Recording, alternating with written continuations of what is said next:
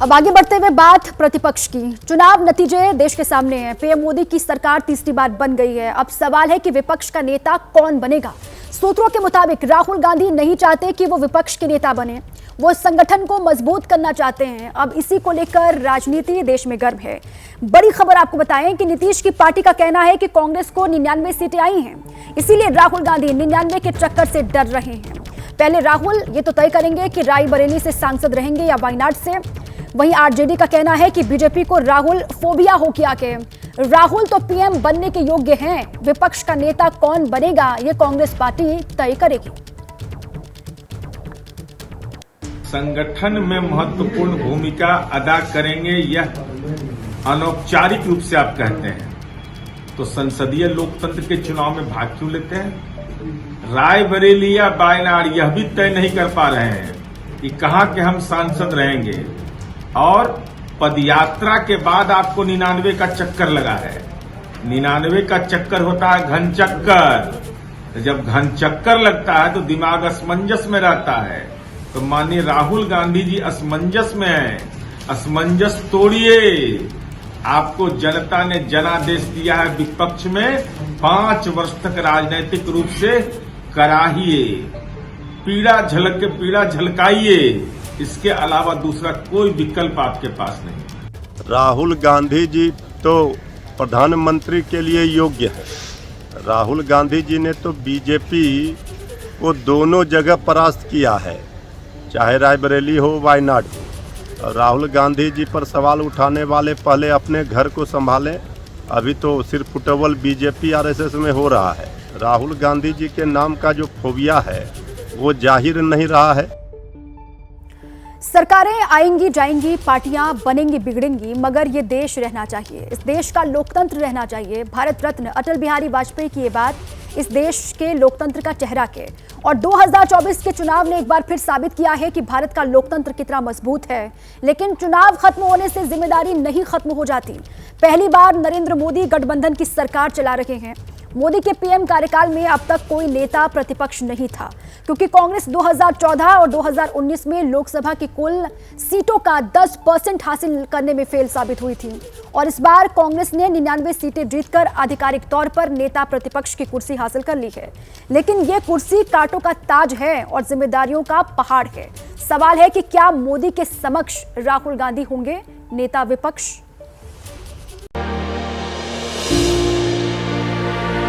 17 अगस्त 2011 संसद भवन नई दिल्ली।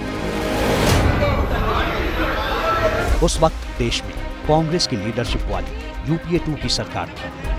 नियम 193 के तहत लोकसभा में बहस चल रही थी। 15 बार से ज्यादा बार और एक बार भी माननीय सीनियर कांग्रेस लीडर और तब के संसदीय कार्य मंत्री पवन बंसल विपक्षी दल बीजेपी को लोकतंत्र का पाठ पढ़ा रहे थे। प्रधानमंत्री को राज्यसभा में जाना था। राज्यसभा में जाने के लिए जब खड़े हुए तो इधर से ये आया कहने को कि जब तक वो यहाँ नहीं पहुँचते हाउस को स्थगित कर दिया जाए।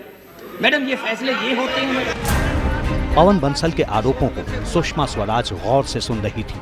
सुषमा उस वक्त नेता प्रतिपक्ष थी, यानी लीडर ऑफ अपोजिशन। सुषमा ने बड़े धैर्य से आरोपों को सुना, 2 घूंट पानी पिया और फिर आक्रामक तेवर के साथ सत्ता पक्ष पर फूट पड़ी।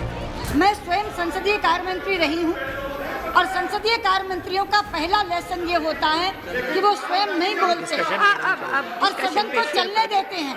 यहाँ तो संसदीय कार्य मंत्री स्वयं बोलकर व्यवधान डालते हैं। बशीर बद्र का एक शेर है, दुश्मनी जमकर करो, दुश्मनी जमकर करो, पर इतनी गुंजाइश रहे फिर कभी हम दोस्त बन जाएं तो शर्मिंदा न हो। सुषमा स्वराज का ये हमला तीखा था लेकिन मर्यादित भी। पलटवार चुटीला था लेकिन आपत्तिजनक नहीं। साख पर आघात था लेकिन गरिमा के साथ। भजन कीर्तन करते हुए लोगों पर जो लाठियां बरसाई गई वो नागरिक अधिकारों का रक्षण था। अब आप सोच रहे होंगे कि आखिर आज स्वर्गीय सुषमा स्वराज का जिक्र हम क्यों कर रहे हैं। सुषमा स्वराज आज प्रासंगिक क्यों हैं और संसद के अंदर इस दहाड़ का आज की राजनीति से क्या वास्ता? तो जान लीजिए, वास्ता है, बहुत करीबी वास्ता है। क्योंकि सुषमा स्वराज आधिकारिक तौर पर भारत की पिछली लीडर ऑफ ऑपोजिशन थी। इस बार की संसद बहुत बदल चुकी है। बीते 10 सालों से लोकसभा में लीडर ऑफ ऑपोजिशन की पोस्ट खाली थी, लेकिन इस बार कांग्रेस ने बेहतर प्रदर्शन किया और लीडर ऑफ ऑपोजिशन की पोस्ट पर इस बार कांग्रेस का सांसद बैठेगा। राहुल गांधी का नाम इस रेस में सबसे आगे है। अगर ऐसा होता है तो फिर सुषमा स्वराज, जो यूपीए 2 के समय विपक्ष की अगुवाई करती थी, उनके बाद राहुल गांधी नेता विपक्ष बनेंगे। नेता विपक्ष कैसे बनता है, किस नियम के तहत बनता है, नेता विपक्ष के पास कौन कौन सी संवैधानिक शक्तियां होती हैं, सैलरी और फैसिलिटीज क्या मिलती हैं, ये सब आपको बताएंगे। लेकिन उससे पहले ये जान लीजिए कि आखिर राष्ट्रीय स्वयंसेवक संघ ने सियासत को ऐसी क्या नसीहत दी है जिसकी वजह से प्रतिपक्ष शब्द ट्रेंडिंग है। 10 जून 2024, नागपुर, महाराष्ट्र। आरएसएस चीफ मोहन भागवत संघ के कार्यकर्ता विकास वर्ग के समापन कार्यक्रम को संबोधित कर रहे थे। चुने क्यों जा रहे लोग संसद में जाएंगे, बैठकर अपने देश को चलाएंगे। आधे घंटे से ज्यादा के संबोधन में भागवत ने कई पहलुओं को छुआ। मणिपुर पर सत्ता को झकझोरा तो चुनाव में फेक वीडियो वायरल करने के लिए विपक्षी दलों को भी फटकारा। लेकिन उनकी कही एक बात बीजेपी और कांग्रेस समर्थक दोनों के बीच चर्चा में है। दो पक्ष है, विरोधी पक्ष कहते हैं, मैं प्रतिपक्ष कहता हूं। वो विरोधी नहीं है, उसको विरोधी मानना भी नहीं चाहिए। वो प्रतिपक्ष है, वो एक पहलू उजागर कर रहा है, उसका भी विचार होना चाहिए। ऐसा जब चलना है तो चुनाव लड़ने में भी एक मर्यादा होती है, उस मर्यादा का पालन नहीं हुआ। मोहन भागवत राजनीतिक शख्सियत नहीं है। उनकी विचारधारा से सहमति या असहमति हो सकती है, लेकिन उनकी कही इस बात में संसद की कार्यवाही से जुड़ा दर्शन जरूर है जिसे खारिज नहीं किया जा सकता। भागवत ने कहा कि संसद के अंदर युद्ध नहीं, स्पर्धा होनी चाहिए, शोर नहीं, सहमति होनी चाहिए। और सबसे बड़ी बात, नेता विपक्ष विरोधी नहीं, साथी होता है। संघ प्रमुख की ये नसीहत सिर्फ सरकार को नहीं थी, नेता प्रतिपक्ष जो होगा उसके सर पर जिम्मेदारी भी होगी और चुनौती भी। और नरेंद्र मोदी के सामने उस शख्स को ये इम्तिहान रोज पास करने का टफ चैलेंज होगा। कि पूरा देश आज राहुल गांधी को, हालांकि वो प्रधानमंत्री के रूप में देखना चाहता है, लेकिन अभी फिलहाल उनको विपक्ष के नेता के रूप में देखना चाहता है। राहुल जी को उसको स्वीकार करना चाहिए, क्योंकि राहुल गांधी ही एक ऐसे व्यक्ति हैं कि उन्होंने 10 साल तक लगातार नरेंद्र मोदी पर बिल्कुल सामने से हमला किया है। तो लोग यही मान कर चलते हैं कि अगर वो विपक्ष के नेता होंगे तो यकीनन तो जो देश की समस्या है, मसले हैं, उसको पूरी मजबूती से रखने में जो उनकी क्षमता है उसका वो इस्तेमाल करेंगे। इस चुनाव ने कांग्रेस का जोश हाई किया है तो इंडिया गठबंधन में राहुल गांधी की स्वीकार्यता भी बढ़ी है। राहुल गांधी की मां सोनिया गांधी भी नेता विपक्ष रह चुकी हैं। अटल बिहारी वाजपेयी की गठबंधन वाली एनडीए सरकार में 4 साल 98 दिन तक वो लीडर ऑफ ऑपोजिशन रही। अगर राहुल गांधी ये जिम्मेदारी लेते हैं तो उनकी तुलना न तो सुषमा स्वराज से होगी न सोनिया गांधी से। राहुल की प्रतियोगिता स्वयं से होगी। तो राहुल गांधी जी को लालकृष्ण आडवाणी जी से संजीदगी सीखनी चाहिए, डिसिप्लिन सीखना चाहिए, और जो हार्ड वर्क लालकृष्ण आडवाणी के तो अनुभव में था, लेकिन वो हार्ड वर्क करना पड़ेगा। और सुषमा जी के साथ एक विट के साथ, एक ह्यूमर के साथ, कि आप कितनी भी गहरी, कितनी भी गंभीर, कितनी भी चुटीली बात कह दें, लेकिन उस पर किसी को गुस्सा ना आए, और गुस्सा आए तो कम से कम जाहिर ना कर सकें।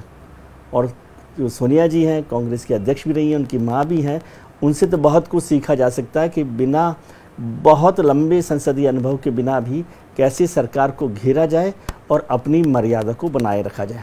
यदि ये तीनों गुण आ जाएं, एक बात और याद रखिए, वेस्टमिनिस्टर जो सिस्टम होता है उसमें विपक्ष का नेता भावी प्रधानमंत्री के तौर पर देखा जाता है।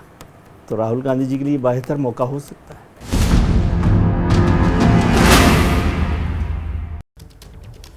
कांग्रेस को मिला जनादेश राहुल गांधी के लिए बूस्टर भी है। कोई शक नहीं कि राहुल विपक्ष के सबसे पॉपुलर लीडर हैं। पैन इंडिया इनकी अपील है, लेकिन संसद के अंदर अगर राहुल गांधी नेता प्रतिपक्ष की हैसियत से बैठेंगे तो उन्हें अपने बेस्ट देना होगा, क्योंकि फिर वो सीबीआई चीफ से लेकर के इलेक्शन कमिश्नर तक के चयन करने वाले पैनल का हिस्सा बनेंगे। सरकार को घेरने की जिम्मेदारी भी राहुल पर होगी और देश हित के फैसलों में सरकार का साथ देने का धर्म संकट भी उनके सामने होगा।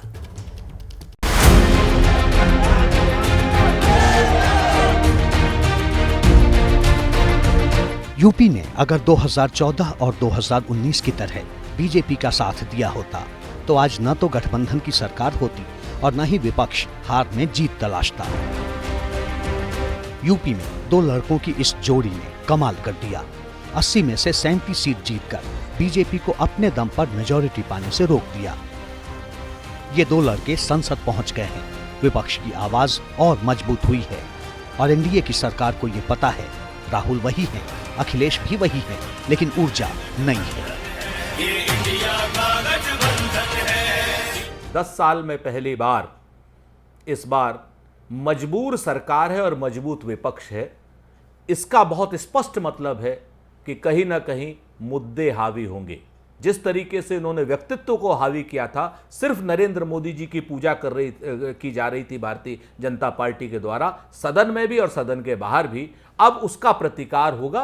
लोग मुद्दों पर बात करेंगे। जिस तरह से पिछली लोकसभा में 150 सांसदों को निलंबित कर दिया गया था, संसद के बाहर कर दिया गया था, राहुल गांधी की सदस्यता रद्द कर दी थी, ऐसी वारदातें अब नहीं होंगी, क्योंकि मैं समझता हूं कि प्रधानमंत्री भी समझ जाएंगे कि देश की जनता ने इस चुनाव में भाजपा को 272 का बहुमत नहीं दिया है और इसमें एक बहुत बड़ा संदेश है। कांग्रेस की नजर राहुल गांधी पर है, लेकिन क्या राहुल ये पद स्वीकार करेंगे?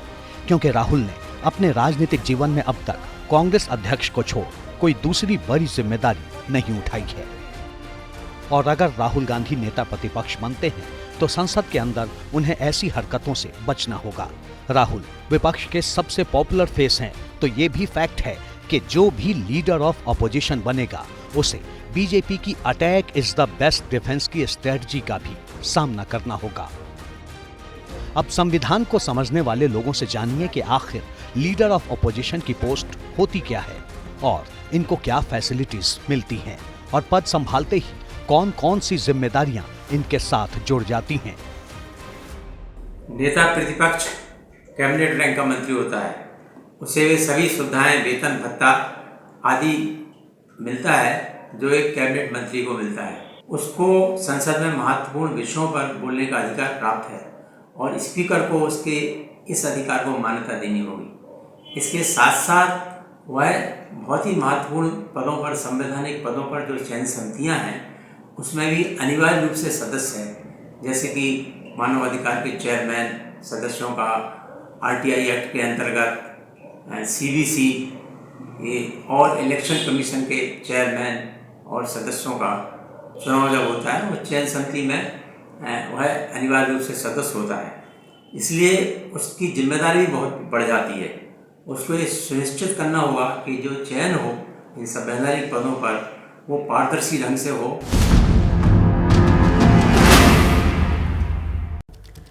गठबंधन की सरकार कैसे चलाई जाए और नेता प्रतिपक्ष की जिम्मेदारी कैसे निभाई जाए, इसके तमाम उदाहरण अतीत में हैं। राहुल गांधी के पिता राजीव गांधी और मां सोनिया गांधी दोनों सत्ता में रह चुके हैं और दोनों के नेता प्रतिपक्ष भी रह चुके हैं।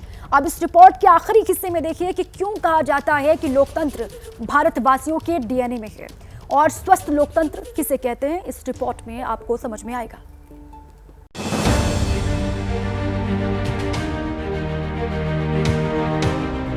गठबंधन की सरकार और सत्ता के सिंहासन का रवैया उदार। इन दो कसौटियों पर शायद कोई सबसे खरा उतरा है तो वो नाम है अटल बिहारी वाजपेयी का।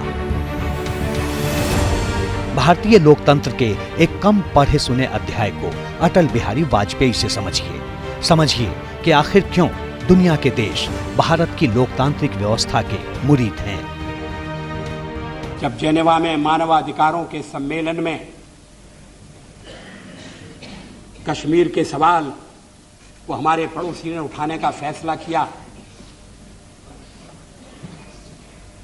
तो फिर उस समय के प्रधानमंत्री श्री नरसिंह राव की नजर मेरे ऊपर गई कि मैं वहां जाकर भारत का प्रतिनिधित्व करूं। हमारे पड़ोसी देश के लोगों को बड़ा आश्चर्य हुआ, वहां के नेताओं को बड़ा ताज्जुब हुआ। किसी नेता ने कहा भी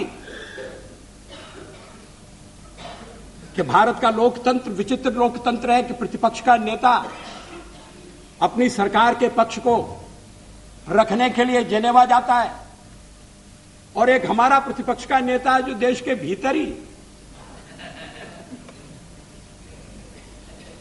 ऐसी कठिनाइयां पैदा करता है जिससे अंतर्राष्ट्रीय बाधाएं और उत्पन्न होती हैं। लोगों ने कहा कि नरसिंह राव जी सरल आदमी नहीं है, बड़े चतुर आदमी हैं। ये मत समझिए कि वो केवल देश की एकता का प्रदर्शन करने के लिए भेज रहे हैं। कहीं कहीं उनके मन में यह भी हो सकता है कि अगर जेनेवा में बात नहीं बनी और खिलाफ प्रस्ताव पास हो गया तो दोष में हिस्सा बटाने के लिए वाजपेयी भी बलि का बकरा बनाया जा सकता है। मैंने इस पर विश्वास नहीं किया। और यही विश्वास संसद के अंदर देश देखना चाहता है। पब्लिक सत्ता और विपक्ष के बीच राष्ट्रहित पर, जनहित पर सहमति देखना चाहती है। जिम्मेदारी दोनों तरफ के नेताओं पर बराबर है। 24 जून को नई लोकसभा का पहला सत्र शुरू होगा। 26 जून को लोकसभा स्पीकर भी चुन लिया जाएगा और 27 तारीख को संसद के दोनों सदनों को राष्ट्रपति द्रौपदी मुर्मू संबोधित करेंगी। और इन सब से पहले कांग्रेस की तरफ से लीडर ऑफ अपोजिशन का नाम सामने आ जाएगा।